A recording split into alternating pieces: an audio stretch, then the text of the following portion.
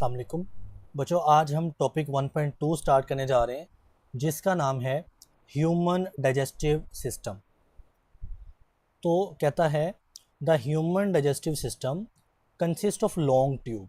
बच्चे, digestive system एक लंबी सी ट्यूब है एंड सम हेल्पर यानी असेसरी ऑर्गन्स भी हैं इसमें।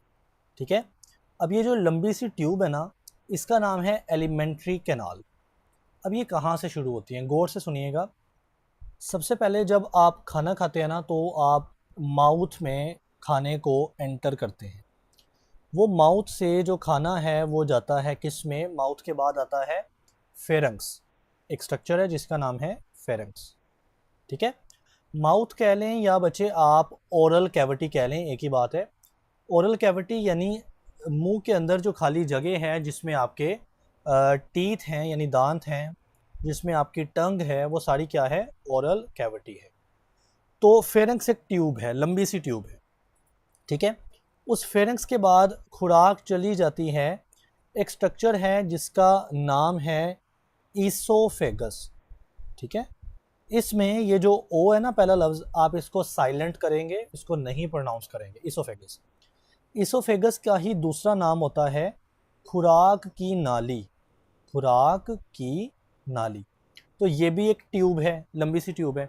ये आप देखें ना, जो मुंह है उसके नीचे जो गला है उसके अंदर से जाती हुई नीचे ये ट्यूब जाएगी बच्चे। आगे आता है स्टमक। स्टमक यानी ये ट्यूब डायरेक्ट मैदे के साथ जुड़ती है। ठीक है, स्टमक के बाद दो चीज़ें आती हैं जिसका नाम है small intestine and large intestine. तो स्मॉल एंड लार्ज इंटेस्टाइन ये भी ट्यूब लाइक ऑर्गन्स हैं, इंटेस्टाइन। ठीक है, एंड लास्ट पे जो लार्ज इंटेस्टाइन का आखिरी पार्ट होता है ना, उसी को बच्चे हम नाम देते हैं एनस का, एनस। ठीक है, तो सबसे पहले अब ये जो सारी स्ट्रक्चर्स है ना, ये मिल के एक इस तरह से लंबी सी ट्यूब बनाते हैं जिसमें स्टमक भी आ जाता है जो कि ट्यूब लाइक है। देन उस स्टमक के बाद स्मॉल इंटेस्टाइन भी आ जाते हैं एंड देन लार्ज इंटेस्टाइन भी आते हैं। फिर आखिरी जो पार्ट होता है ना लार्ज इंटेस्टाइन का, वो होता है एनस। और जो स्टार्ट वाला पार्ट था वो था बच्चे माउथ। तो ये जो लॉन्ग ट्यूब है ये सारा हमारा डाइजेस्टिव सिस्टम बनाती है। ठीक है, अब हमने इसी ट्यूब को नाम दिया एलिमेंट्री कैनाल का। यानी जो लंबा सा रास्ता है ना, जो कहाँ से शुरू हो रहा है, तो it starts at the mouth, ये माउथ से शुरू हो रहा है and ends at the anus, और एनस आखिरी ओपनिंग होती है। ये सारी ट्यूब कहलाती है एलिमेंट्री कैनाल। और यही एलिमेंट्री कैनाल यानी लॉन्ग ट्यूब और कुछ हेल्पर ऑर्गन्स भी होते हैं जिनका नाम है एक्सेसरी ऑर्गन्स। ये दोनों मिल के बनता है हमारा डाइजेस्टिव सिस्टम। तो अगर आपसे पूछे डाइजेस्टिव सिस्टम में कितनी चीज़ें हैं, दो चीज़ें। नंबर 1 एक है लॉन्ग ट्यूब जिसका नाम है एलिमेंट्री कैनाल, जो कि माउथ से लेकर एनस तक है। और नंबर 2 है कुछ हेल्पर ऑर्गन्स होते हैं। अब नीचे मेंशन है कौन कौन से हेल्पर ऑर्गन्स हैं। Number 1 salivary glands, number 2 liver, number 3 pancreas. ये 3 हेल्पर ऑर्गन्स हैं जिनको हम डिटेल में आने वाले लेक्चर्स में पढ़ेंगे। तो बच्चे, ये जो 3 स्ट्रक्चर्स हैं, salivary glands, pancreas and liver, liver and pancreas, ये क्या करते हैं, दे सेंड देयर जूसेस, यानी ये जूस लाइक लिक्विड स्ट्रक्चर को भेजते हैं किधर, इस एलिमेंट्री कैनाल के अंदर। एलिमेंट्री कैनाल में बता चुका, एक लंबी सी ट्यूब है। एंड एड, बच्चे एड का मतलब होता है हेल्प करना यानी मदद करना, और इससे मदद मिलती है डाइजेशन के प्रोसेस में। ठीक है, सो आज हम अपना पहला टॉपिक स्टार्ट करेंगे जिसका नाम है ओरल कैविटी। और बच्चे, ये एक लॉन्ग क्वेश्चन है। ठीक हो गया, ओरल कैविटी क्या है। आप इस डायग्राम को देखें, ये वाली डायग्राम। इस डायग्राम में ये हैं हमारे लिप्स, और इनमें ये जो सारी कैविटी होती है ना, मुंह की कैविटी, जिसको बच्चे डायग्राम में ना ग्रीन कलर से मेंशन किया है, इसका नाम है ओरल कैविटी। ठीक है, यानी आप अपना मुंह खोलें तो अंदर सारी खाली जगह है जिसका नाम है ओरल कैविटी। ओरल कैविटी में आपकी ज़ुबान यानी टंग आ जाती है। देन आपके टीथ आ जाते हैं, ठीक हो गया। देन आपके जो मुंह की छत होती है ना, हम इसको नाम देते हैं पैलेट का। तो बच्चे ओरल कैविटी में पैलेट भी आ जाता है और ये सारी स्पेस आ जाती है जिसका नाम है ओरल कैविटी। तो अब इस ओरल कैविटी के ऊपर हमारा एक लॉन्ग क्वेश्चन है, हम उसको स्टार्ट करते हैं।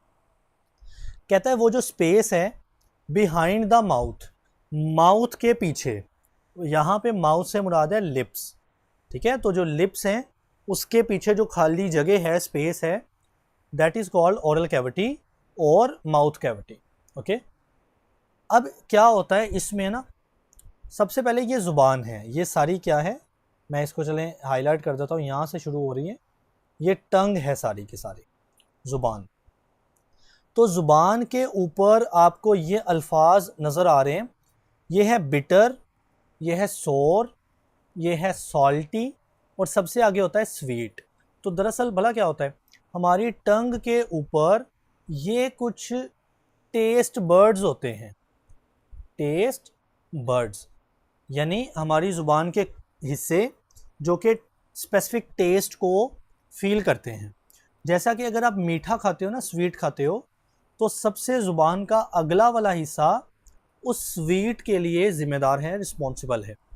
अगर आप सौर चीज़ खाते हो तो ये ज़ुबान के ये साइड्स सौर चीज़ को डिटेक्ट करते हैं। अगर आप सॉल्टी चीज़ खाते हैं तो ज़ुबान के ये वाले हिस्से तकरीबन सॉल्टी चीज़ को डिटेक्ट करते हैं। मैं आपको एक एक्टिविटी बताता हूँ, आप क्या करें, आप कोई मीठी चीज़ खाएं, जैसा कि फॉर एग्ज़ाम्पल कोई मिठाई खा लें, कोई स्वीट्स खा लें, और उसको ज़ुबान के पिछले हिस्से यानी जहाँ पे बिटर लिखा है ना, ज़ुबान का पिछला हिस्सा, वहाँ पे लेकर जाएं। तो बच्चे आपको स्वीट फील नहीं होगा, आपको वो चीज़ मीठी नहीं लगेगी, क्योंकि जो मिठास है या स्वीटनेस है वो ज़ुबान के अगले हिस्से का काम है। तो ये सारे कहलाते हैं टेस्ट बर्ड्स। तो कहता है ओरल कैविटी के अंदर क्या होते हैं, टेस्ट बर्ड्स होते हैं। कहाँ पे होते हैं, on the surface of the tongue, हमारी ज़ुबान की सतह के ऊपर। और इनका काम क्या होता है, for the test of food, food को टेस्ट करना, ठीक है। अब यहाँ पे एक इम्पॉर्टेंट शॉट आता है मैकेनिकल डाइजेशन का, ठीक है, इस बात को गौर से सुनना है। अब जब आप खुराक अपने मुंह में रखते हैं ना, फॉर एग्जांपल इधर मैंने एक रोटी का पीस रख लिया या मैंने ब्रेड खा लिया, कुछ और खा लिया, तो अब सबसे पहले हम क्या करेंगे, इस फूड को ना ग्राइंड करते होते हैं हम, जिसको उर्दू में बोलते हैं चबाना, चबाना। तो आप क्या करते हो, आप अपने मुंह को ऐसे मूवमेंट देते हो और उससे क्या होता है, जो खुराक होती है ना वो बड़े पीसीज में से छोटे पीस में तब्दील हो जाती है, यानी बड़ा पीस छोटे पीस में टूट जाता है। तो ये डाइजेशन ही होती है ना, कल हमने डाइजेशन की डेफिनेशन पढ़ी थी कि बड़े पीस का छोटों में टूटना, दिस इज़ कॉल्ड डाइजेशन। तो ये डाइजेशन बच्चे हो रही है मैकेनिकल। मैकेनिकल मीन्स यहाँ पे मूवमेंट हो रही है। कैसी मूवमेंट, हम अपने मुंह को मूव कर रहे होते हैं जिससे ये बड़ी खुराक के पीसीज छोटे पीस में टूट जाते हैं, this is called mechanical digestion. So कहता है the mechanical digestion of food, हमारी खुराक की मैकेनिकल डाइजेशन बिगिन यानी शुरू हो जाती है किस में, ओरल कैविटी के अंदर, यानी हमारे मुंह के अंदर। ड्यूरिंग मैकेनिकल डाइजेशन, जब आप ये काम कर रहे होते हैं, मैकेनिकली खुराक को डाइजेस्ट कर रहे होते हैं, तो जो टीथ होते हैं ना हमारे दांत, वो कट करते हैं एंड ग्राइंड, और वो पीस देते हैं, चबा देते हैं फूड, खुराक को, इनटू स्मॉलर पीसेस यानी छोटे टुकड़ों में तब्दील कर देते हैं। तो आपसे पूछा जाएगा कि ये जो मैकेनिकल डाइजेशन है इसमें सबसे ज़्यादा काम किसका है, तो ओरल कैविटी में मौजूद टीथ का, यानी हमारे दांत बड़े स्ट्रॉन्ग हैं जिससे खुराक काटी जाती है और ग्राइंड की जाती है। तो नाउ इन ओरल कैविटी, हमारे ओरल कैविटी के अंदर बच्चे पार्शियल केमिकल डाइजेशन भी होती है।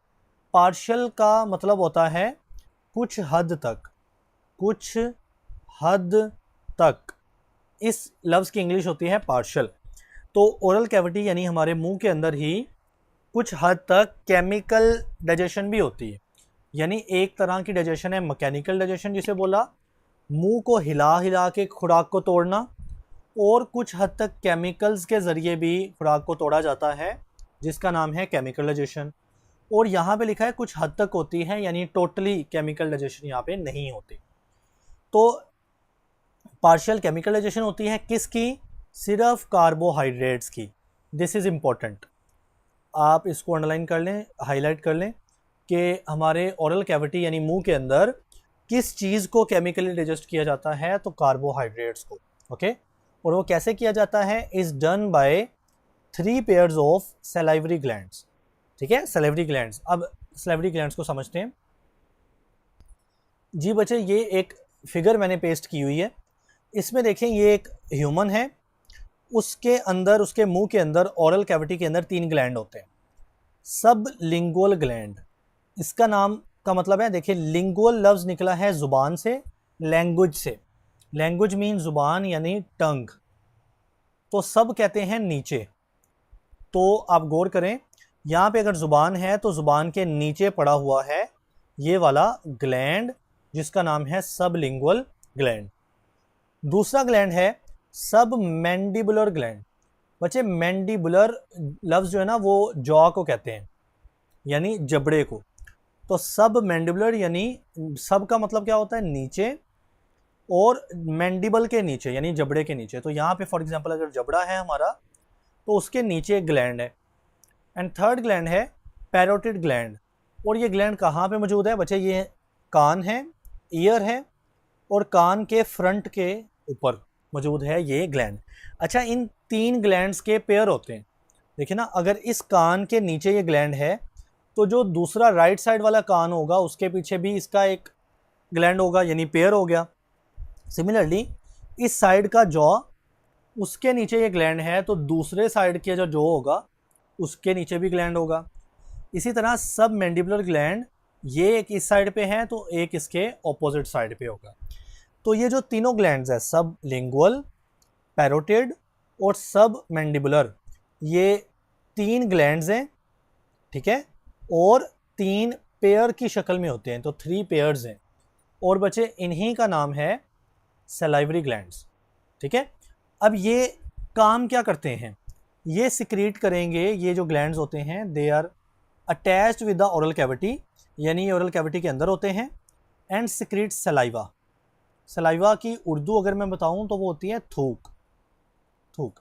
ठीक है, तो ये ग्लैंड्स सलाइवा पैदा करते हैं, इनका नाम भी यही बता रहे हैं ना, सलाइवरी ग्लैंड, यानी सलाइवा पैदा करने वाले। अब आपसे पूछा जाएगा कि डिफाइन सलाइवा, यानी सलाइवा यानी थूक होता क्या है? तो it is a mixture of water, यानी इसमें पानी होता है, म्यूकस होता है, और एक डाइजेस्टिव एंजाइम होता है जिसका नाम है सलाइवरी अमाइलेज। ठीक है, सलाइवरी अमाइलेज। तो सलाइवा के अंदर कितनी चीज़ें हैं?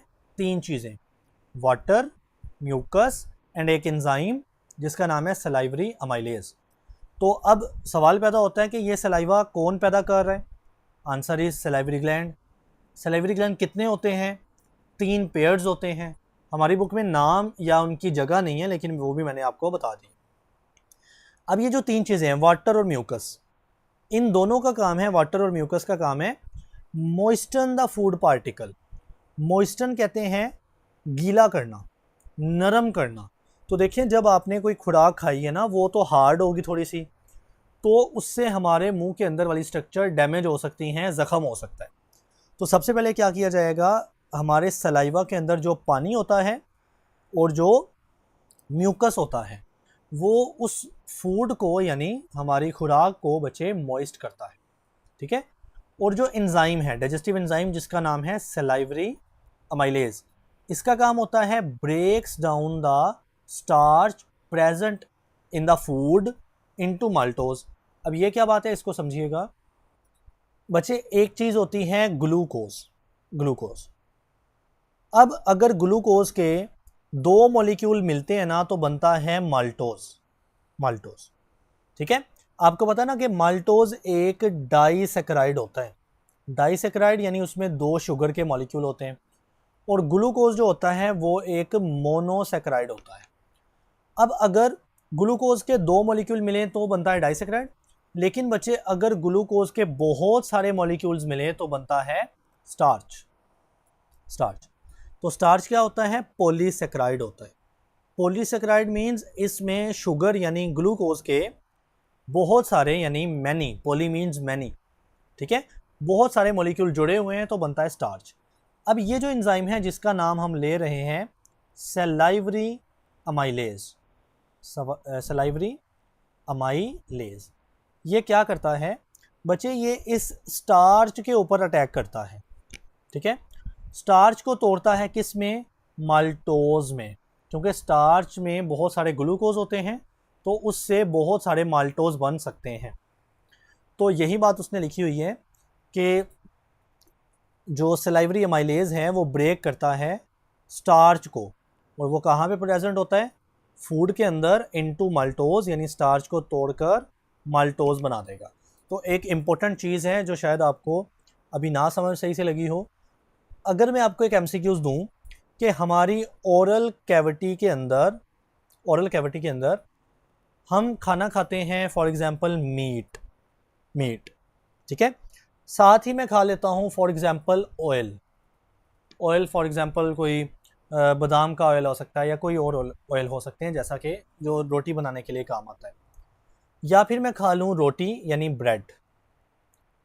तो मैं आपसे पूछूं कि ऑप्शन ए, बी और सी, इन तीनों में से हमारी ओरल कैविटी में कौन सी चीज़ केमिकली डाइजेस्ट होगी। देखिए मैंने लफ्ज़ बोला है केमिकली डाइजेशन, तो आपके मुताबिक आप सोचें ज़रा, और आपका आंसर होना चाहिए ब्रेड, रोटी, क्योंकि ब्रेड जो है, रोटी जो है, उसमें होते हैं कार्बोहाइड्रेट्स। जो मीट होता है, गोश्त होता है, उसमें ज़्यादा होती हैं प्रोटीन्स, और जो ऑयल्स होता है उसमें होते हैं लिपिड्स। तो हमने अभी यहाँ पे पढ़ा है कि हमारा जो ओरल कैविटी है उसमें क्या चीज़ डाइजेस्ट होगी बच्चे, कार्बोहाइड्रेट्स की डाइजेशन होनी है, ठीक है। सो जो रोटी है वो हमारे मुंह के अंदर कुछ हद तक डाइजेस्ट हो जाएगी। ओके बच्चे, अब हम स्टार्ट करते हैं, ये इसी लॉन्ग का पार्ट रहेगा, नया टॉपिक नहीं है, स्वेलिंग का टॉपिक। अगर मैं आपको स्वेलिंग की उर्दू बताऊँ ना, इसकी उर्दू होती है निगलना, मतलब खाना अंदर खाते हैं और ओरल कैविटी के भी अंदर हम ले जाते हैं, तो इस अमल को बोलते हैं स्वेलिंग यानी निकलना, ठीक है।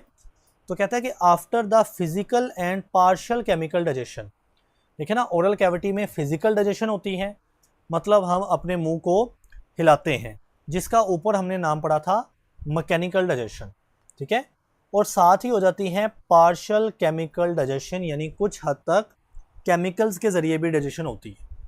तो ये होने के बाद जो फूड होता है ना, जो खुराक हमने खाई है, फूड मैस जो ओरल कैविटी के अंदर, वो कहलाता है बोलस, ठीक है। अब बोलस क्या होता है, गौर से आपने मेरी बात सुन लेनी है। देखिए जी, मान लें आपने ये एक फूड का पार्टिकल खाया जिसका नाम है रोटी का एक पीस, रोटी खा ली, ठीक है। अब जब आप इसको अपने मुंह के अंदर लेके जाएंगे ना, तो मुंह के अंदर इसको चबाया जाएगा, जिसका नाम है मैकेनिकल डाइजेशन, तो इसके छोटे पीसीस बन जाएंगे। नेक्स्ट क्या होगा, सलाइवरी जो ग्लैंड्स हैं, सलाइवरी ग्लैंड्स जो हैं, वो क्या करेंगे, वो सलाइवा सिक्रीट करेंगे, और वो सलाइवा इस पार्टिकल के साथ बच्चे ऐसे मिक्सअप हो जाएगा, ठीक है। अब यहाँ पे साथ ही आपकी जो ज़ुबान होगी, यानी जो टंग होगी, वो इसको रोल करेगी और इसको गोल सा एक मैस बना देगी, जिसके साथ सलाइवा मिक्सअप हुआ होगा, तो इस मैस का नाम होता है बोलस। और आप इसको क्या बोल सकते हैं, इट इज़ अ सॉफ्ट, यानी नरम सा होता है, मॉइस्टन, ये गीला होता है थूक यानी सलाइवा की वजह से, और ब्रोकन, यानी ये टूटा हुआ होता है। तो ब्रोकन मैस ऑफ फूड, यानी खुराक इस शक्ल में आ जाती है, हम इसका नाम देते हैं बोलस, ठीक हो गया। सो इट इज़ स्वेलोड, अब इसको निगलना है, यानी इसको अंदर लेके जाना है। कैसे, bye pushing it into the pharynx. तो मैंने स्टार्ट में आपको बताया था कि सबसे पहले होती है ओरल कैविटी के बाद की लंबी सी ट्यूब होती है, that is known as the pharynx. तो ओरल कैविटी में जो खुराक थी हमने खाई, वो किस शक्ल में आ चुकी हैं बच्चे, वो बोलस बन चुका है। बोलस एक गोल सा नरम सा खुराक का मैस होता है, तो बाद में उसको भेज देना है हमने फेरेंक्स के अंदर।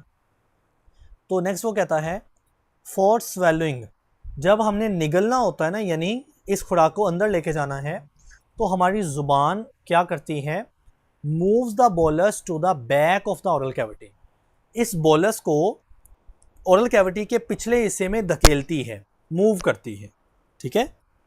और फिर जो स्वेलोड फूड है, यानी जो खाना हम निगल चुके हैं, वो एंटर कर जाता है फेरेंक्स में। तो ये बात मैं कर चुका हूँ।